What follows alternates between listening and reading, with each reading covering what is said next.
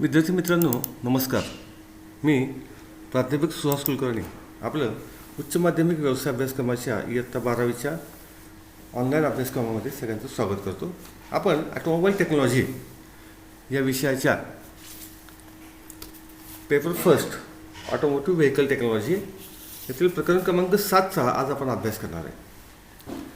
प्रकरण क्रमांक 7 हा ब्रेक आहे.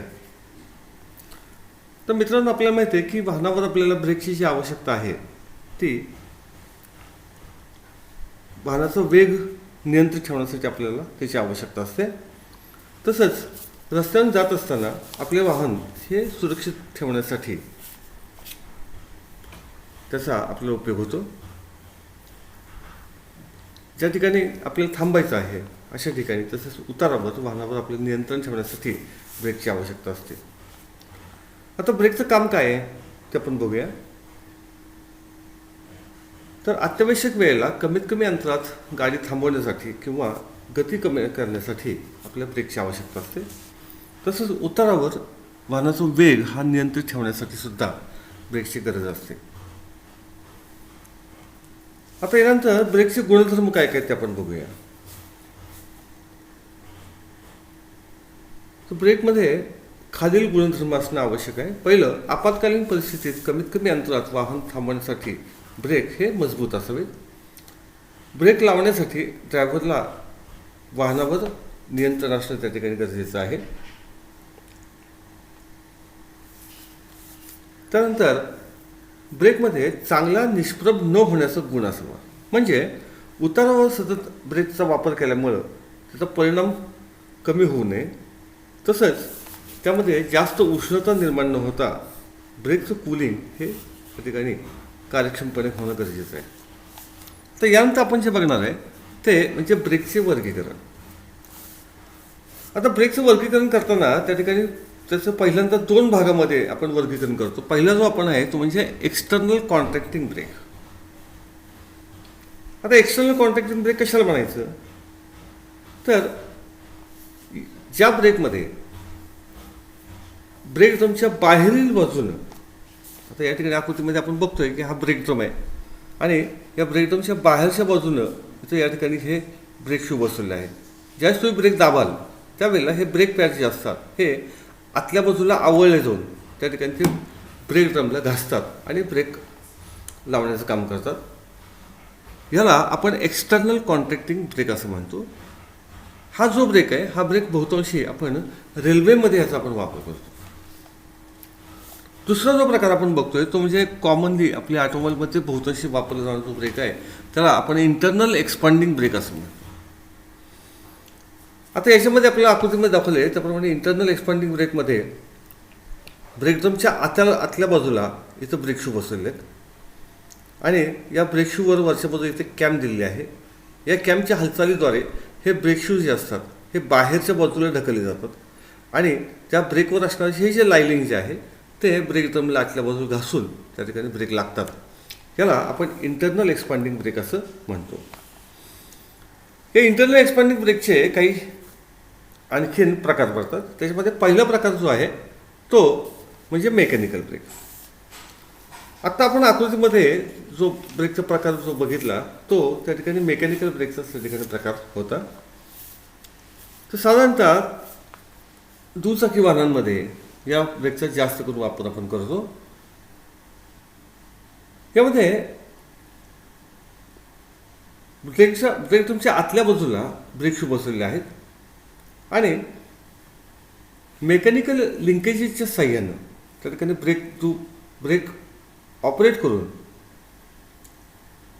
ब्रेक शू हे ब्रेक ड्रमच्या आतल्या बाजूला त्या ठिकाणी संपर्क टाकून त्या ठिकाणी थांबवले जातात. यामध्ये ब्रेक ड्रमच्या आतल्या बाजूला एक बॅकिंग प्लेट दिलेली आहे. त्या बॅकिंग प्लेटवर इथं ब्रेक ड्रमच्या आतल्या बाजूला एक बॅकिंग प्लेट दिलेली आहे आणि त्या बॅकिंग प्लेटवर या ठिकाणी हे ब्रेक शू हे बसवलेले असतात. याच्या मागच्या बाजूला एक ॲकर पिन दिलेली असते. ब्रेक शूज असतात हे ब्रेक शू ह्या एका कॅमवर इथं बसवलेले आहेत आपल्याला पाहायला मिळतील. दोन्ही ब्रेक शूच्या मध्ये इथं एक आपल्याला स्प्रिंग पण या ठिकाणी दिलेली असते की ती त्या ब्रेकला ओढून धरण्याचं काम करते. बॅकिंग प्लेटच्या मागच्या बाजूला कॅमला ब्रेक लिव्हर जोडलेले असून या ब्रेक लिव्हरला लिंकेज जोडलेले असतात. लिंकेजचे दुसरे टोक हे ब्रेक पेडलला जोडलेले असतं. ज्या वेळेला तुम्ही ब्रेक पेडल दाबता त्यावेळेला लिंकेज ओढल्या जाऊन ही कॅम जी असते ही कॅम ही थोडीशी तिरकी होते आणि ती तिरकी झाल्यानंतर काय होतं की हे ब्रेक शूज जे असतात हे बाहेरच्या बाजूला त्या ठिकाणी ढकलले जाऊन त्या ठिकाणी ब्रेक ड्रमला आतल्या बाजूला घासण्याचं काम करतात.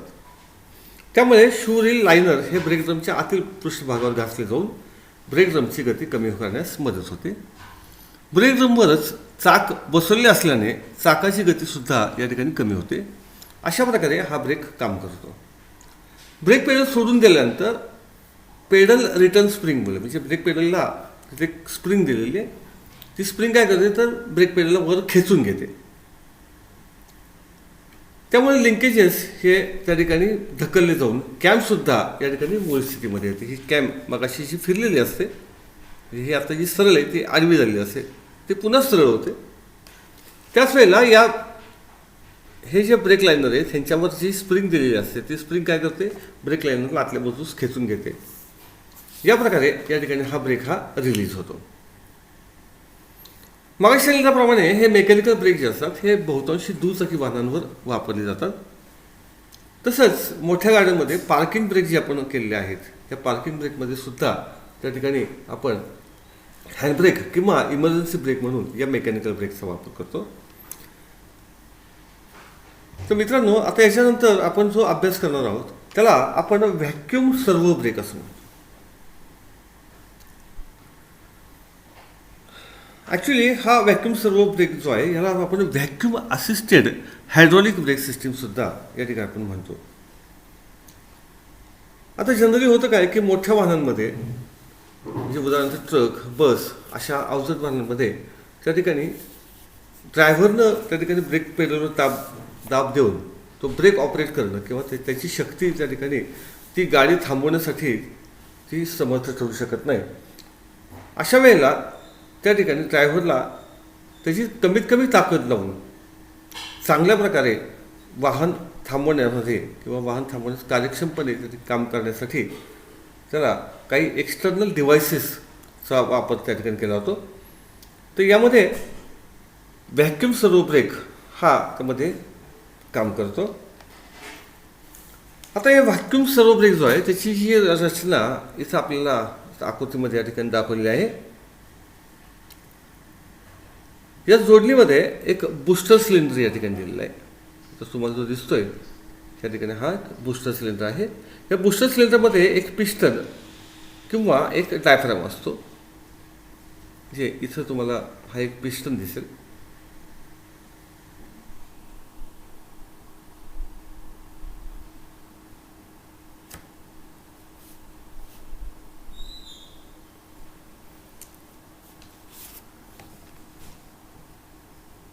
ह्या ठिकाणी तुम्हाला एक कंट्रोल युनिट या ठिकाणी दिसेल. त्यानंतर इथं कंट्रोल युनिट जे आहे हे या ठिकाणी हा एक तुम्हाला सिलेंडर याला आपण व्हॅक्यूम सिलेंडर असं म्हणतो. याच्यामध्ये एक पिस्टन दिसतो त्याच्यामध्ये एक त्याला एक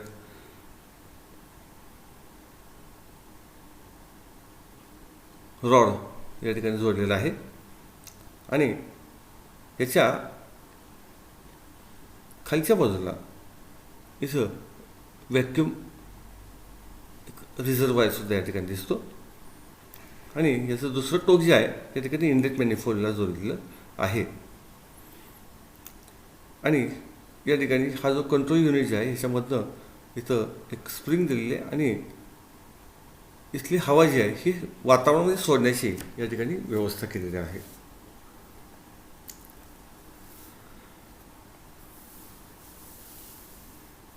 यामध्ये पिस्टनची दुसरी बाजू जी आहे ही लिंकेजद्वारे ब्रेक पेडलला जोडलेली असते. ब्रेक पेडल हे लिंकेज व पिस्टन यांच्यामध्ये व्हॅक्यूम कंट्रोल व्हॉल्व या ठिकाणी बसवलेला असतो. हा जो तुम्हाला दिसेल या ठिकाणी व्हॅक्यूम कंट्रोल व्हॉल्व हा इथं जोडलेला असतो. आपण ज्यावेळेस ब्रेक पेडल दाबतो त्यावेळेला कंट्रोल व्हॉल्व कार्यान्वित होऊन त्याच्याकडून हवेचा मार्ग बंद केला जातो.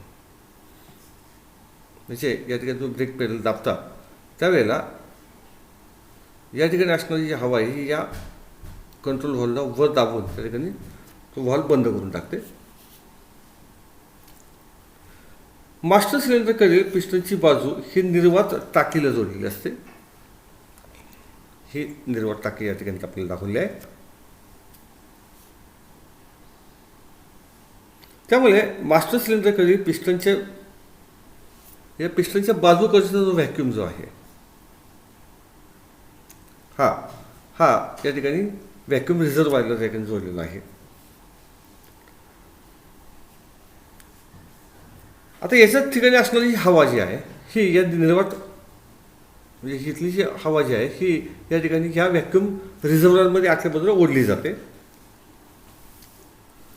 आता इथला व्हॅक्यूम निर्माण झाला हा पिस्टन जो हा पुढे ढकलला जातो आणि तो पुढे ढकलला गेला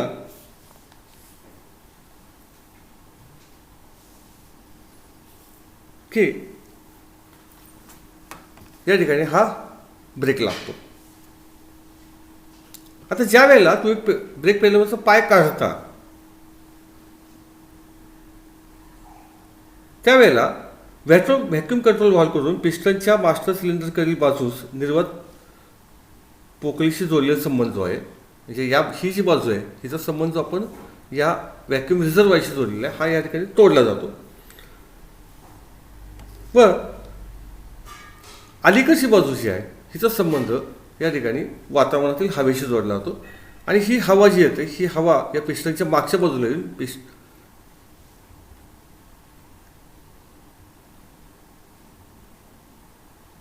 त्यामुळे हा पिस्टन जो असतो म्हणजे इथला या ठिकाणी हवा ही निघून जाते आणि त्यामुळे पिस्टन काय होतं पुन्हा या ठिकाणी मागे ओढला जातो आणि हा बूस्टर सिलेंडरमधील पिस्टन जो आहे हा पुन्हा स्वतःच्या जागेवर येतो.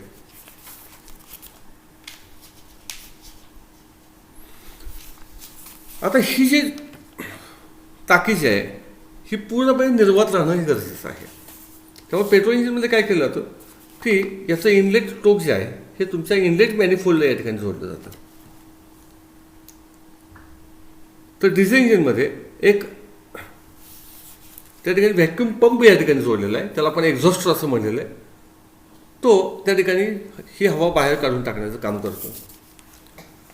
तर अशा प्रकारे या ठिकाणी काय केलं जातं की ड्रायव्हरला कमीत कमी त्या ठिकाणी ताकद लावून जास्तीत जास्त त्या ठिकाणी कार्यक्षमपणे ब्रेक हा लावण्याचं काम या ठिकाणी केलं जातं. तर अशा प्रकारे या ठिकाणी हा व्हॅक्यूम सर्व ब्रेक काम करतो. यानंतर आपण पुढे जे बघणार आहे तो म्हणजे एअर प्रेशर ब्रेक. तर हा जो एअर प्रेशर ब्रेक जो आहे या एअर प्रेशर ब्रेकमध्ये किंवा याला आपण नुसता एअर ब्रेक सुद्धा म्हणतो. काही जड वाहनांच्या मागच्या बाजूला आपण बघतो की त्या ठिकाणी कॉशन एअर ब्रेक्स असं म्हटलं असतं. कारण हे जे ब्रेक असतात हे खूप अर्जंट आहेत त्यामुळे मागच्या येणाऱ्या माणसानं त्या ठिकाणी सावध राहणं गरजेचं आहे. कारण मोठ्या वाहनात ज्यावेळेस तो ब्रेक अचानक लावला जातो तो गाडी ही ताबडतोब जागेवर थांबण्याचं काम या ठिकाणी एअर ब्रेक करतात. त्यामुळे मागच्या माणसाला त्या ठिकाणी खूप सावध राहणं हे गरजेचं असतं. आता ज्या ट्रकमध्ये खूप वजन त्या ठिकाणी लादलेलं आहे किंवा मोठ्या प्रवासी वाहनं जी आहेत अशा वाहनांवर आपण एअर ब्रेक बसवतो. उदाहरणार्थ लेलँड ट्रक असेल बस असेल त्यामध्ये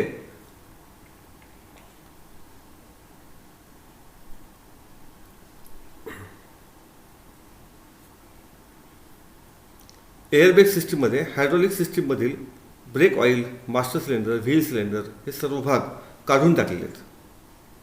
ते आपण हायड्रॉलिक ब्रेक सिस्टीममध्ये जे काही भाग वापरतो त्यात हे काढून टाकले जाऊन तर प्रत्येक चाकापाशी यामध्ये काय केलेलं आहे एक ब्रेक बूस्टर या ठिकाणी बसवलेलं आहे. जर तुम्हाला दिसेल तर अशा प्रकारे एक ब्रेक बूस्टर हा प्रत्येक चाकापाशी या ठिकाणी बसवलेला आहे. आता याच्यामध्ये डायफ्रॅमच्या हवेच्या दाबाने यातील रॉड हा पुढे सरकवून ब्रेक शूच्या तोंडामधील डायफ्रॅमच्या हवेच्या दाबाने तो पुढे सरकून ब्रेक शूच्या तोंडामध्ये कॅम उघडतो त्या ठिकाणी ब्रेक लागतो. इथं तुम्हाला एक एस कॅम या ठिकाणी दिसेल आणि या ठिकाणी हा जो डायफ्राम आहे त्याच्या मागचा डायफ्राम रॉड दिलेला आहे आणि इथं या ठिकाणी तुम्हाला एक गिअर या ठिकाणी दिलेला आहे. त्यांचं वर्म गिअर एक दिलेलं आहे आणि त्याला एक रॅचेट दिलेलं आहे.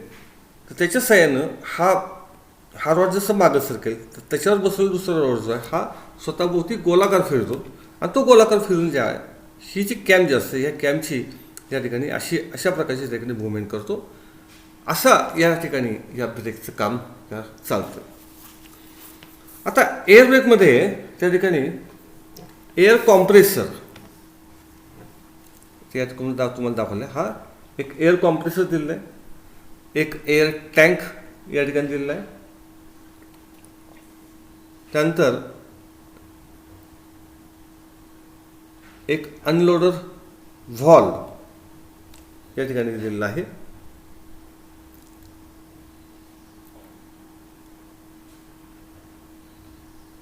त्यानंतर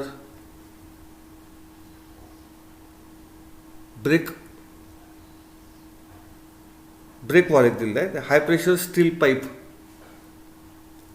हे हाय प्रेशर स्टील पाईप हे प्रत्येक चाकापर्यंत त्या ठिकाणी पोहोचवलेले आहे. त्यानंतर एक एअर फिल्टर यामध्ये दिलेला आहे आणि हे ब्रेक चेंबर या ठिकाणी तुम्हाला दिलेलं असेल. आता या ठिकाणी तुम्हाला या एअर ब्रेक सिस्टीमची आकृती या ठिकाणी दाखवली आहे. यामध्ये ब्रेक कार्यान्वित होण्यासाठी एअर कॉम्प्रेसर दिलेला असतो. या ठिकाणी हा एक एअर कॉम्प्रेसर या ठिकाणी दिलेला आहे. या एअर कॉम्प्रेसरला फिरण्यासाठी लागणारी गती जी आहे ही इंजिनच्या कॅमशाफ्टकडून घेतली जाते. एअर कॉम्प्रेसरचा आउटलेट पाईप हा चासीस फ्रेमवर बसवलेल्या एअर टँकवर बसवलेला आहे. त्याचा आउटपुट पाईप जो आहे हा या ठिकाणी चासीसवर बसवलेल्या या ठिकाणी एअर टँकला जोडलेला असतो.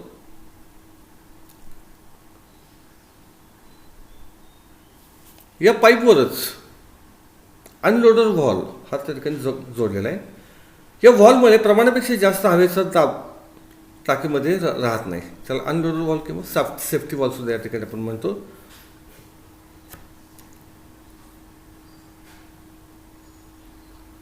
ब्रेक पेडलच्या खालच्या बाजूला ब्रेक व्हॉल्व बसवलेला असतो. इथं तुमचं ब्रेक पेडल जे दिले याच खालच्या बाजूला इथं हा ब्रेक व्हॉल्व सुद्धा त्या ठिकाणी दिलेला असतो. ब्रेक व्हॉल्व स्टील पाईपच्या साह्याने प्रत्येक चाकाच्या ब्रेक चेंबरला जोडलेला असतो. हा ब्रेक व्हॉल्व जो आहे हा प्रत्येक चाकाच्या या ठिकाणी स्टील पाईपद्वारे या ठिकाणी हा जोडला जातो. प्रत्येक व्हीलसाठी एक असे 4 चाकांसाठी 4 ब्रेक चेंबर, हे ब्रेक चेंबर या ठिकाणी दाखवले.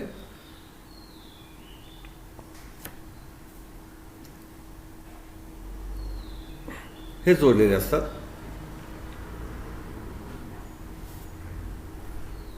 ब्रेक चेंबरमध्ये 2 थाळ्यांसारखे भाग म्हणजेच 2 चेंबर असून त्यांच्यामध्ये रबरी डायफ्रामच्या एका बाजूला ॲडजस्टर तर दुसऱ्या बाजूला थ्रस्ट प्लेट, पुश रॉड व स्प्रिंग दिलेली असते.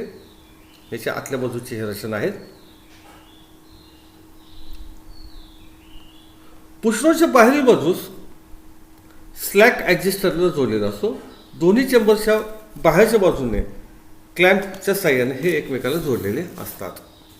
इथं क्लॅम्पच्या साह्याने हे दोन्ही भाग एकमेकाला जोडलेले आढळून येतात. ब्रेक शू क्लिअरन्स ॲडजस्ट करण्यासाठी या ब्रेक पद्धतीत स्लॅब ॲडजस्टर दिलेला असतो. ॲडजस्टरच्या सेंटरच्या मध्यभागी स्प्लाइन्स दिलेले असतात. या स्प्लाइन्सद्वारा ॲडजस्टर ब्रेक प्लेटमधून बाहेर पडणारा कॅम शाफ्टच्या दात्यांवर बसतो. ॲडजस्टरच्या वरील बाजूस ब्रेक चेंबरचा पुश रॉड बसवलेला असतो. ॲडजस्टरच्या स्प्लाइन्सच्या वरील बाजूस वर्म गिअर असून तो गिअर सहजासहजी फिरू नये यासाठी त्यावर स्प्रिंग लोडेड स्लीव बसवलेली असते. बॉक्स पॅनलच्या साह्याने स्लीव प्रेस करून फिरवली जाईल. स्प्लाइन्समधील बसलेल्या कॅम फिरून ब्रेक शू क्लिअरन्स ॲडजस्ट करता येतात. ही या ठिकाणी रचना झाली. ज्यावेळेला ब्रेक ॲडजस्ट करायचे असतात त्यावेळेला काय करायचं हे सुद्धा या ठिकाणी दाखवलेलं आहे. आता हे ब्रेक कशा प्रकारे काम करतात ते बघूया. आता काय होतं की ज्यावेळेला तुम्ही इंजिन चालू करता त्यावेळेला कॉम्प्रेसरकडून दाबयुक्त हवा निर्माण होते. तर मगाशी आपण बघितलं की इंजिनचा कॅम्पशाफ्ट जो असतो तो या ठिकाणी कॉम्प्रेसरला फिरवायचं काम करत असल्या कारणानं इंजिन चालू केलं की कॉम्प्रेसरचं त्या ठिकाणी काम चालू होतं. आपलं कॉम्प्रेसरचं काम माहिती आहे, वातावरणातील हवा घ्यायची, त्या हवेमध्ये त्या ठिकाणी दाब निर्माण करायची आणि ती दाबयुक्त हवा जी असते ती या प्रेशर टँकला पाठवली जाते. अशा प्रकारे या ठिकाणी प्रेशर टँकमध्ये साधारणतः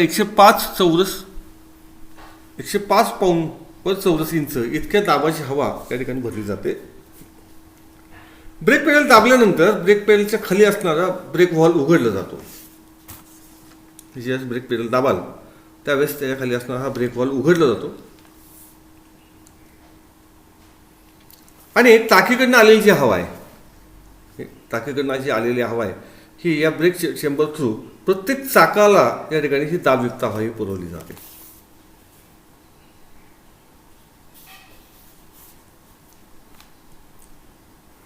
आता ब्रेक चेंबर मधील डायफ्रॅम व त्याच्या पुढील पुशरॉड हा दाबलेल्या हवेमुळे दाबला जातो. म्हणजे या ठिकाणी ही जी दाबयुक्त हवा जी येते ही हा जो डायफ्रॅम जो आहे या डायफ्रॅम दाब निर्माण करते. डायफ्रॅम दाब निर्माण केला की डायफ्रॅम हा मागच्या बाजूला सरकला जातो आणि डायफ्रॅम जसं मागच्या बाजूला सरकेल तसं त्यावर बसलेला पुशरॉड सुद्धा हा पुढे ढकलला जातो. पुशरॉड करून स्लॅक ॲडजस्टर व ब्रेक कॅम्पशाफ्ट फिरवलं जाऊन कॅम्पवरील ब्रेक शू प्रसरण पाहून ब्रेक लागतो. म्हणजे या ठिकाणी जो वर्म गिअर दिलेला आहे हा वर्म गिअर त्याच्यावर बसलेला स्लॅक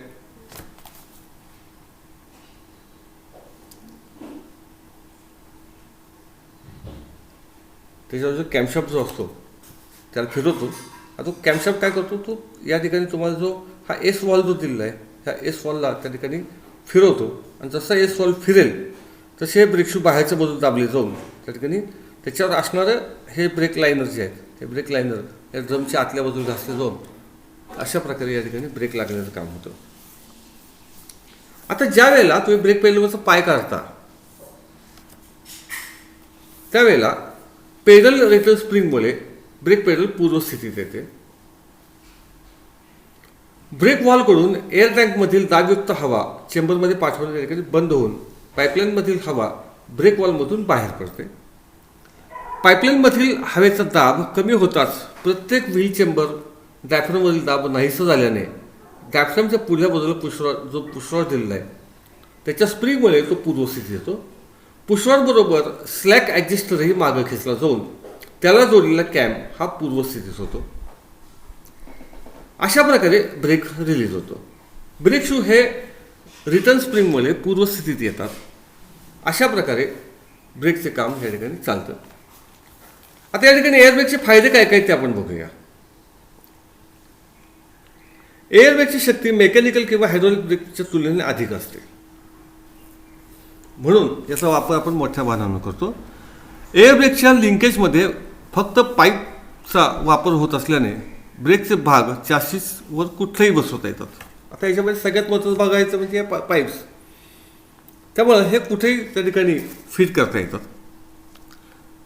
ब्रेकसाठी वापरात येणाऱ्या उच्च दाबाची हवा रिझर्व्हायरमध्ये साठवली जाते. या हवेचा उपयोग आपण वायपर मोटरसाठी, हॉर्नसाठी आपण करू शकतो. तसंच इमर्जन्सीमध्ये या ठिकाणी जर चाकातली हवा गेली असेल तर ती हवा भरण्यासाठी सुद्धा या रिझर्व्हायरमधल्या टाकीतील हवेचा दाबयुक्त हवेचा देखील वापर केला जातो. अशा प्रकारे या ठिकाणी एअर ब्रेकचं काम चालतं. मित्रांनो, यानंतर आपण जे बघणार आहे ते म्हणजे डिस्क ब्रेक. आधुनिक वाहनांमध्ये त्या ठिकाणी डिस्क ब्रेकचा वापर हा मोठ्या प्रमाणामध्ये होत असतो.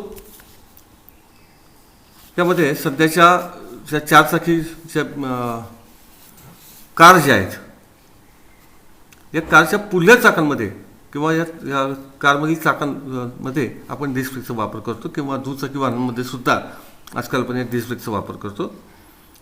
या ब्रेकमध्ये प्रत्येक चाकावर कास्ट आयर्नची एक डिस्क या ठिकाणी बसवलेली आहे. या ठिकाणी आकृतीमध्ये तुम्हाला हे डिस्क ब्रेक सिस्टीम इथे दाखवलेली आहे.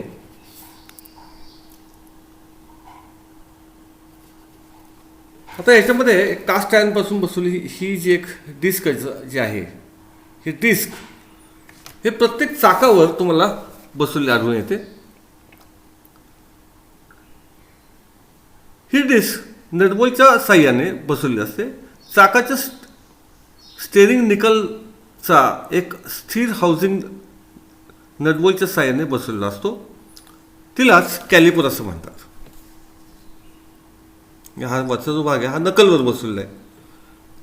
स्टेअरिंग नकलवर बसवलेला भाग आहे, ह्याला आपण त्या ठिकाणी कॅलिपर असं म्हणतो. जेव्हा ब्रेक लावला जातो त्यावेळेला कॅलिपर हा जागेवर हलत नाही. या स्थिर कॅलिपरमध्ये एकमेकांसमोर 2 स्लीव्ह सिलेंडर असतात, जे याच्या या बाजूला एक आणि या बाजूला एक, त्या ठिकाणी स्लीव्ह सिलेंडर हा दिलेला आहे. प्रत्येक स्लीव्ह सिलेंडरमध्ये एक पिस्टन दिलेला असतो. दोन्ही स्लीव्ह सिलेंडर ऑइल गॅलरीद्वारे एकमेकाला जोडले जातात.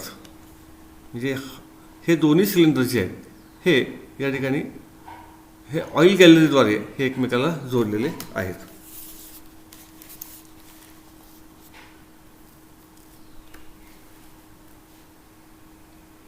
दोन्ही पिस्टनच्या समोर ब्रेक पॅड असतात. तुम्हाला आकृतीमध्ये ब्रेक पॅड दाखवले, हे दोन्ही बाजूला या ठिकाणी ब्रेक पॅड हे दिलेले असतात. या ब्रेक पॅडमध्ये डिस्क फिरत असते. ही डिस्क जी आहे ही डिस्क या दोन्ही ब्रेक पॅडच्या मध्यभागी त्या ठिकाणी फिरताना दिसून येते.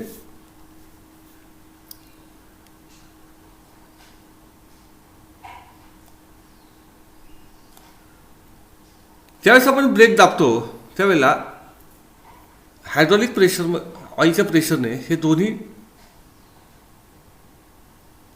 की दाबयुक्त ऑइल जे आहे हे या ठिकाणी कॅलिपरच्या आतमध्ये येतं आणि ते काय करतं, पिस्टनला पुढं दाबतो. आणि ही डिस्क जी असते, ही डिस्क या दोन्ही पिस्टनच्या मध्ये त्यांच्या तावडीमध्ये सापडते आणि त्या ठिकाणी हे ब्रेक लागतात. अशा प्रकारे या ठिकाणी या डिस्क ब्रेकचं आधुनिक वाहनांमध्ये काम होत असतं. त्यानंतर पुढचा जो आपण बघणारा भाग आहे त्याला आपण म्हणतो हँड ब्रेक. आता मागाशी आपण मेकॅनिकल ब्रेक सिस्टीम ज्यावेळी शिकलो त्याच्यामध्ये आपण या हँडब्रेकविषयी थोडक्यात माहिती घेतली आहे. आपण या हँडब्रेकलाच पार्किंग ब्रेकसुद्धा म्हणतो. आता 4 चाकी वाहनामध्ये आपलं फूट ब्रेक आहे. 4ही चाकांवर ब्रेक लावण्यासाठी आपण फूट ब्रेकचा वापर करतो. त्या फूट ब्रेकच्या शिवाय हा स्वतंत्र असा हँडब्रेक या ठिकाणी दिलेला आहे. आता याच्यामध्ये कसं होतं की उतारावर गाडी थांबवण्यासाठी किंवा गाडीची मागचं चाक ज्यावेळेस पंक्चर झालेलं असतं त्यावेळेला ते चाक काढताना सुद्धा या हँडब्रेकचा वापर केला जातो. आपल्याला माहिती आहे की हँडब्रेक जो आहे हा वाहनाच्या मागच्या चाकावर त्या ठिकाणी लावलेला दिसतो. हँडब्रेकचा मुख्य उद्देश हा अपघात कमी करणं आहे किंवा आपण पार्किंग ब्रेक सुद्धा म्हणले की ज्यावेळेला तुम्ही गाडी थांबवून बाहेर पडता त्यावेळेला हँडब्रेक ओढून तुम्ही गाडी त्यावेळेस पार्क करणं हे गरजेचं असतं, म्हणजे आपण पार्किंग ब्रेक सुद्धा म्हणतो.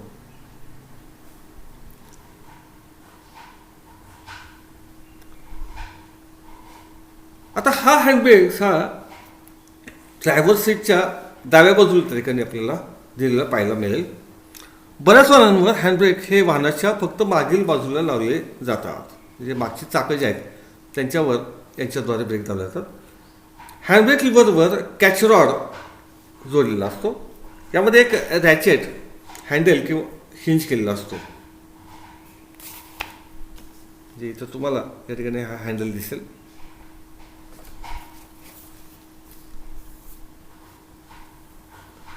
हँडब्रेकमधील कॅचरच्या दुसऱ्या टोकाला एक पॉवेल जोडलेला असतो जो ब्रेक लिव्हरला फिट केलेल्या गाईडवर पुढे मागे सरकतो. ब्रेक लिव्हर ही चासीसवर बसवलेली असते. याच्या ब्रॅकेट किंवा चासीसवर बसवलेल्या ब्रॅकेटवर ही हिंज केलेली असते. या ब्रॅकेटवर रॅचेट हा आकृतीत दाखवल्याप्रमाणे बसवलेला असतो. ब्रेक लिव्हरच्या खालच्या टोकाला ऑपरेटिंग केबल जोडलेली असते. ह्याच्या खालच्या बाजूला इथं तुम्हाला ही ऑपरेटिंग केबल या ठिकाणी जोडलेली दिसून येते.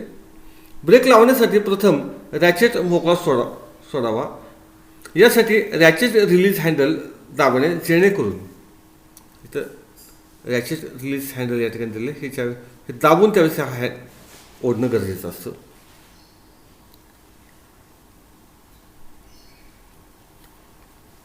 हा हँडल केबल ओढेल व केबलकडून यांत्रिक पद्धतीने लिंकेजद्वारे मागील ब्रेक लावले जातात. आता दाबून ठेवलेले जे रॅचेट जे आहे ते सोडावे, जेणेकरून दाबून ठेवलेले पॉवेल खाली सरकेल व रॅचेट एंगेज होऊन ब्रेक हा लागून राहतो. या ठिकाणी तुम्ही ब्रेक ओढून धरल्यानंतर दोन्ही मागील चाकांना ठिकाणी ब्रेक हा लागून राहतो.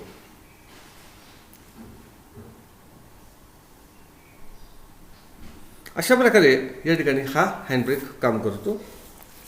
विद्यार्थी मित्रांनो, आत्ता आपण प्रकरण क्रमांक 7 मधील ब्रेक या चॅप्टरची विषयी आपण थोडक्यात माहिती घेतली. ही माहिती आपल्या सगळ्यांना समजली असेल असं गृहीत धरतो आणि थांबतो.